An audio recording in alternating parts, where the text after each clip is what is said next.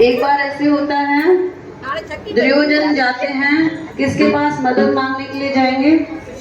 किसको पता है ये स्टोरी? दुर्योधन किसके पास मदद मांगने के लिए जाते हैं?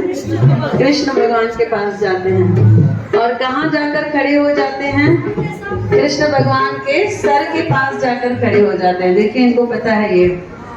और दिल में सोचकर आते हैं कि सब कुछ मांग लूंगा, हथियार भी मांग लूंगा, सारी सेना भी मांग लूंगा।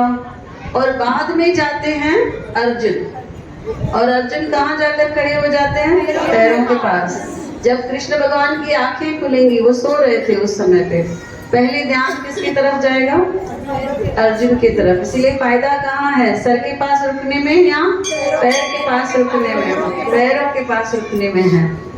तो जैसे कृष्ण भगवान उठते हैं, नजर जाती है अर्जुन के पास। पूछते हैं, अर्जुन बताओ कैसे आए हो?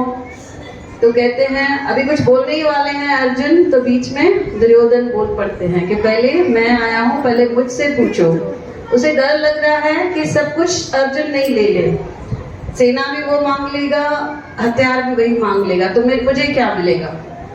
अर्जुन बीच में ही बोलते हैं कि कृष्ण भगवान पहले मैं आया हूँ, आप मुझे मदद करो, आप मुझे सेना दे दो और आप मुझे पूरे हथियार दे दो। कृष्ण ने बोला दे दिया, सब कुछ उसको दे दिया। और दुर्योधन खुश होके वहां से चला गया कि सब कुछ मुझे मिल गया, अब तो युद्ध में जरूर जीतूंगा। अब कौन बचा कृष्ण भगवान के पास? अर्जुन। अर्जुन के पास कुछ है लेने के लिए, कुछ मांगने के लिए? कुछ भी नहीं है। वो कहता है सेना भी चली गई और हथियार भी चले गए। और भगवान क्या करते हैं? कृष्ण भगवान अपने शिष्य को चिढ़ाते हैं, कहते हैं अर्जुन, कृष्ण का दास सदा रहेगा उदास। क्या कहा? कृष्ण का दास सदा रहेगा।